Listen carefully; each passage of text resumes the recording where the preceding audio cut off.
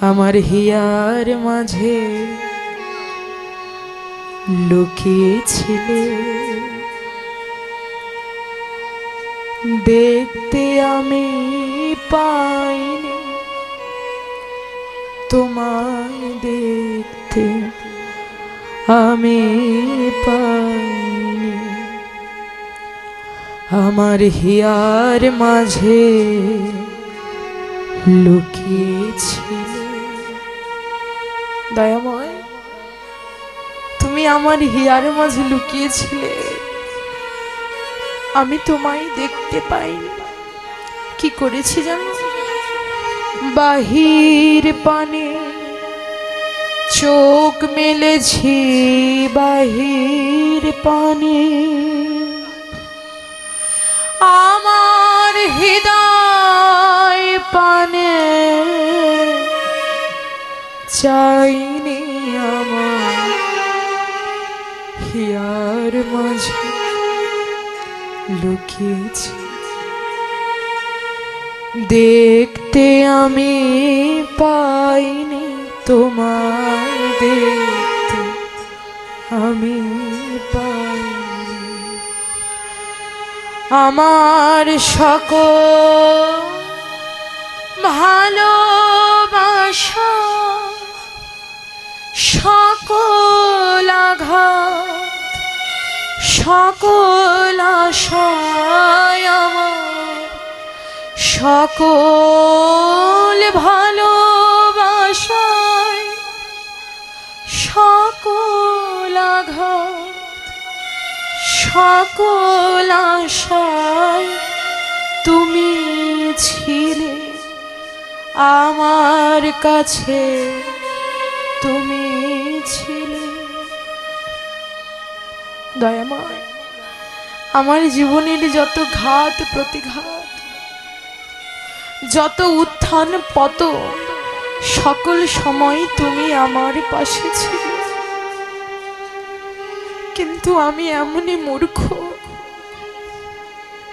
আমি এমনই নরাধম, আমি কি করেছি জানো? আমি তোমার কাছে যাইনি, আমার হিয়ার মাঝে লুকিয়েছিলে। তুমি মোর আনন্দ হয়ে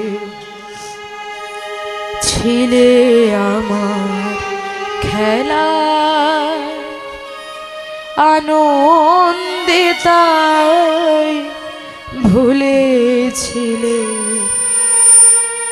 আনন্দে তাই ভুলেছিলে, কেটেছে দিন হেলা। তুমি আনন্দ হয়ে আমার কাছে ছিলে সদা সর্বদা, কিন্তু আমি মূর্খ, তুমি যে আমার আনন্দ সেই কথাই আমি কখনো উপলব্ধি করিনি।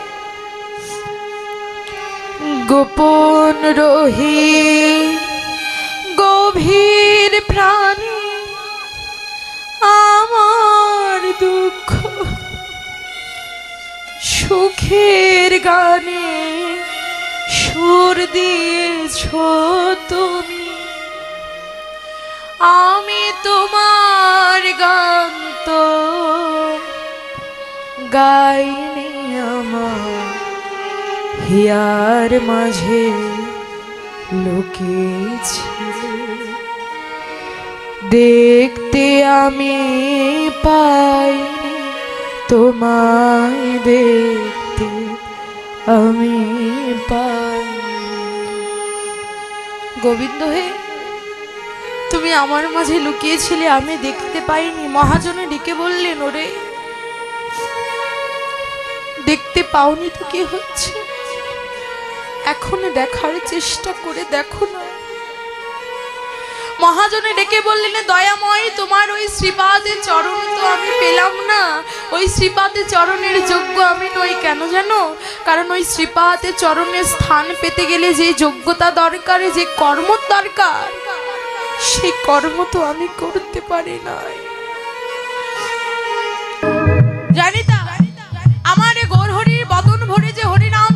রাধারানীর নাম করছে। মাগো, আমরাও তো এসেছিলাম জগতে হরিনাম করার জন্য। কি মা, এসেছিলাম তো। যখন মাতৃ গর্ভে ছিলাম, মাতৃ গর্ভ থেকে গোবিন্দকে প্রতিশ্রুতিবদ্ধ করেছিলাম যে হে গোবিন্দ, তুমি আমাকে মাতৃ জঠর থেকে মুক্তি প্রদান করো, এই জঠর যন্ত্রণার সহ্য হচ্ছে না। দয়াময়, তুমি আমাকে এই পৃথিবীর মাঝে নিয়ে যাও, পৃথিবীর মাঝে নিয়ে যাও, আমি সদা সর্বদা তোমার সেবা করব, তোমার গুণকীর্তন করব। কিন্তু হলো কি মা, যখন পৃথিবীর মাঝে এলাম, যখন বুঝতে শিখলাম যাকে প্রতিশ্রুতি দিয়ে এসেছিলাম তোমার নাম করব, এই ধরা মাঝে এসে প্রথমে আগে তাকেই ভুলে গেলাম, তাকেই ভুলে গেলাম। এই যে অনেকে বলবে যে মা, কৃষ্ণ নাম করতে চাই, বলতে চাই, কিন্তু বদন থেকে কৃষ্ণ নাম আসে না। কৃষ্ণ যেখানে কৃষ্ণ নামে সবাই কাঁদে, হরিনাম সংকীর্তনে আসলে যে সকল ভক্তগণ দুটি নয়নের জলে ছেড়ে দিয়ে কাঁদে, আমারও মনে বড় বাসনা জাগে যে আমি একটু তাদের মতো করে কাঁদব। কিন্তু মা, কি হয় জানো, এই পাপিষ্ঠ দুটি নয়নে দিয়ে কৃষ্ণ নামের অশ্রু বর্ষণ হয় না। মহাজনে ডেকে বললেন, শাস্ত্রে আছে যে একবার কৃষ্ণ নামে যত পাপ হরে, জীবের সাধ্য নাই তত পাপে করে। তাহলে তো আমরা এতবার নাম করছি, কিন্তু কৃপা তো হচ্ছে না। কি মা, কৃপা হচ্ছে? শাস্ত্রে আবার বললেন, হেন কৃষ্ণ নাম জিপে লয় বহুবার, তবু যদি না হয় প্রেমোদয়, না বহে অশ্রুধার, তবে তুমি জানিবে হৃদয়ে আছে অপরাধ প্রচুর, আর অপরাধ হৃদয়ে কখনো কৃষ্ণ বীজ না হয়। এই কৃষ্ণ নাম করতে করতে যদি আপনার এই তাপিত হৃদয়ে খানি বিগলিত না হয়,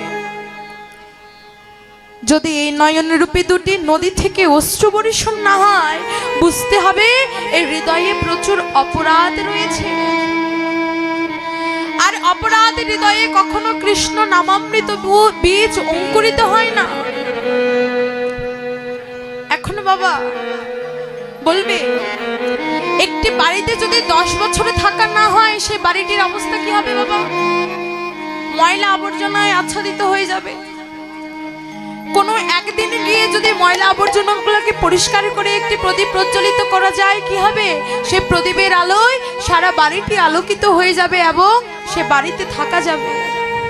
মাগো, এই হৃদয়ে বহু জন্মার্জিত পাপ রাশির দ্বারা আচ্ছাদিত হয়ে আছে। এই হৃদয় নানাবিধ বহু জন্মার্জিত পাপ রাশির দ্বারা আচ্ছাদিত হয়ে আছে। তাই তো কৃষ্ণ বললে বদন ভরে কৃষ্ণ নামামৃত সুধা ঝরে না। তাই তো হরি বলে কাঁদতে গেলে নয়ন থেকে হরির নামামৃত নামে কখনো অশ্রু বর্ষণ হয় না। তবে কি এর থেকে পরিত্রাণের উপায় নেই? বললেন আছে। হৃদয়টা পরিষ্কার করো। কিভাবে না, যদি কোনো সৎ গুরুকে ধরে তুমি হৃদয়টা একবার পরিষ্কার করতে পারো, সৎ গুরু ধরে হৃদয়টা পরিষ্কার করে যদি হরি নামের প্রদীপটা একবার প্রজ্বলিত করে দিতে পারো, সেই হরি নামের প্রদীপের আলোয় আলোকিত হয়ে তোমার এই হৃদয় ঘরটা আমার অনাদির আদি গোবিন্দের বসবাসের উপযোগী হয়ে যাবে। জয় গৌর হরি বাবা, আমরা ভগবানকে বাইরে খুঁজি, মনে করি মন্দিরে গেলে, মসজিদে গেলে, বিভিন্ন তীর্থস্থানে গেলে ভগবানকে পাওয়া যায়। মহাজন বললেন বিভিন্ন তীর্থস্থানে গেলে, মন্দিরে গেলে ভগবানকে পাওয়া যায় না। তবে যেতে হবে কেন না, বিভিন্ন মন্দিরে গেলে, তীর্থস্থানে গেলে তোমার এই ভক্তিটা বৃদ্ধি হবে, কিন্তু ভগবানকে পাবে না। ভগবানকে পেতে গেলে কি করতে হবে? একবারে নিজের মাঝে খুঁজে দেখো, একবারে নিজের মাঝে খুঁজে দেখো।